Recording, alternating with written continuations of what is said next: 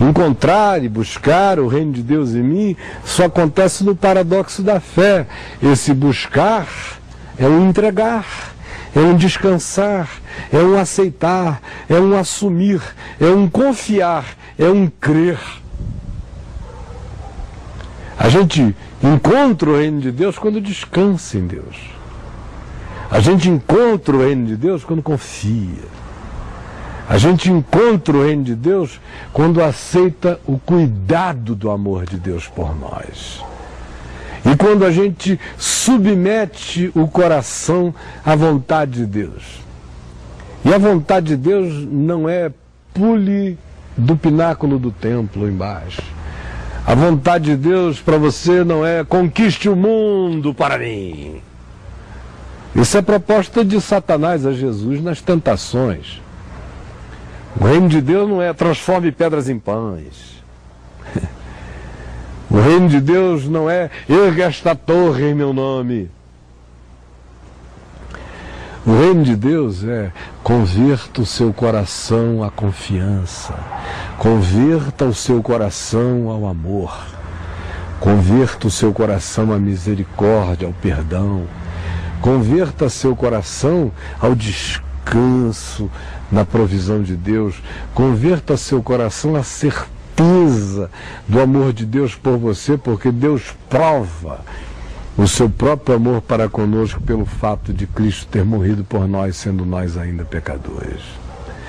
Então o reino de Deus acontece como pacificação do coração em Deus, como expansão da consciência de Deus em nós, como decisão interior de descansar.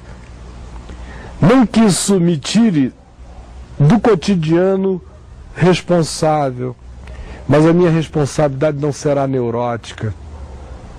Eu vou trabalhar porque gente sadia trabalha, eu vou estudar porque gente sadia estuda, eu vou participar de todas as coisas úteis e boas na sociedade, porque não é bom que o homem esteja só, gente sadia troca, se dá. Mas nenhuma dessas coisas serão para mim feitas com ansiedade nem com desespero.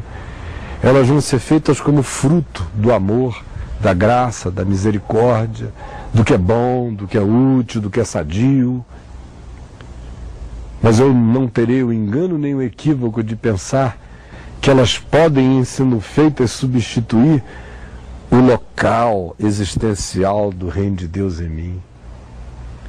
O reino de Deus se estabelece em mim quando, pela confiança e pela fé, eu me submeto ao mandamento de Deus, que é amor. Amai-vos uns aos outros assim como eu vos amei. Esse é o mandamento, é o novo e único mandamento da fé de Jesus. O reino de Deus se estabelece em mim quando eu me submeto a isso. E Deus não está pedindo de mim, e Jesus no Evangelho não pede de mim nada que todos nós não digamos que são as coisas boas da vida. Ele pede que a gente ame, ao invés de odiar. Ele pede que a gente perdoe, ao invés de se amargurar. Ele pede que a gente se levante, ao invés de se prostrar. Ele pede que a gente confie, ao invés de descrer. Ele pede que a gente se esperance, ao invés de abortar esperança. Ele pede que a gente trate bem os outros na mesma medida em que a gente gostaria de ser tratado, e que nós nunca desistamos de fazer o bem, porque quando eu faço o bem, o maior beneficiado sou eu. Então só um doido pode dizer que não quer aceitar o reino de Deus. O indivíduo tem que estar com uma perversidade instalada dentro dele. No reino de Deus, Jesus diz assim: não traia as pessoas porque você não gosta de ser traído. Isso é ruim. Não trair só é ruim para o perverso. Mas para quem está querendo o que é bom, é toda a bondade. Quando ele chega e diz, olha, o reino de Deus é dizer sim quando é sim, dizer não quando é não. Porque o que passa disso vem do maligno. Ele está dizendo para a gente se ater à realidade, à verdade, ao que é. Isso é mal?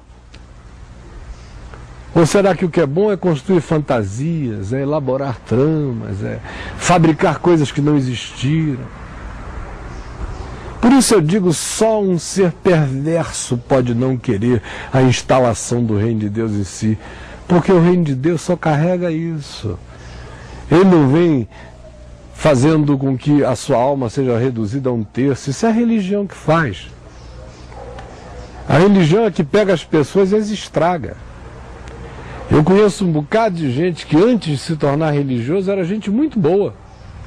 Depois que eles se converteram à religião, eles se tornaram intragáveis, insuportáveis. Assim, é um sacrifício caminhar com eles. Você tem que andar assim com toda a generosidade, porque eles são vociferantes, hostis, preconceituosos, cheios de juízo, arrogantes, donos da verdade, sem misericórdia, perversos. No fim vão ficando maus. Falando em reino de Deus, mas é aquele reino de Deus da torre.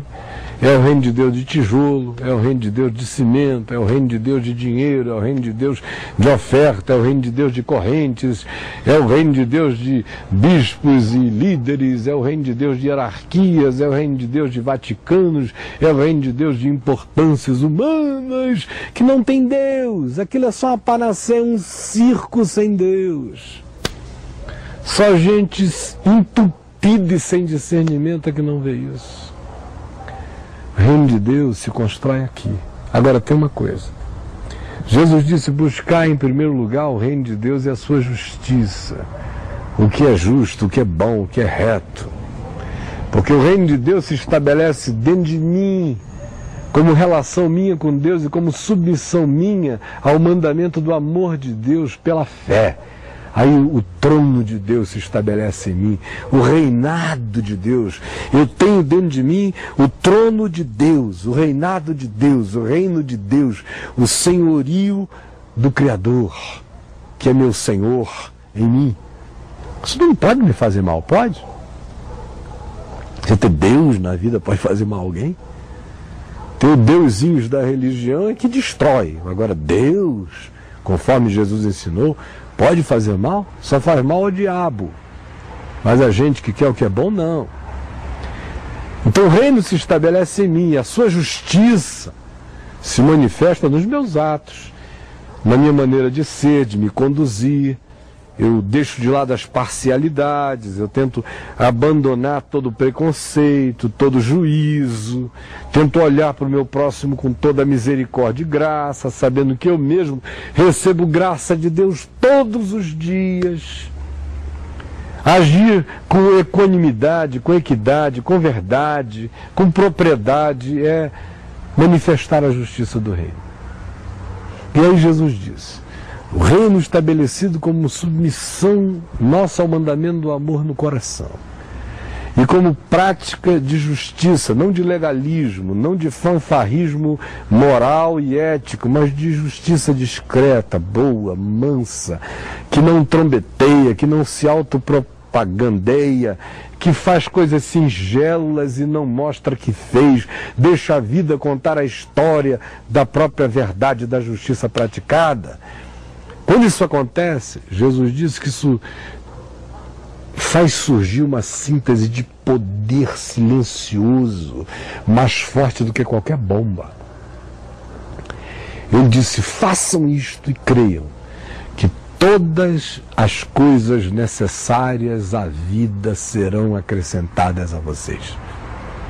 Não há aí nenhuma promessa de que você vai se tornar o Bill Gates, porque o Bill Gates tem bilhões de vezes mais do que a vida dele precisa. A promessa é que você vai ter tudo que a sua vida precisar, dentro e fora de você. Dentro é paz, é alegria, é gozo, é consolação, é esperança, é fé, é bom ânimo. Do lado de fora é justiça na relacionalidade, é bondade nos vínculos, é misericórdia com o fraco.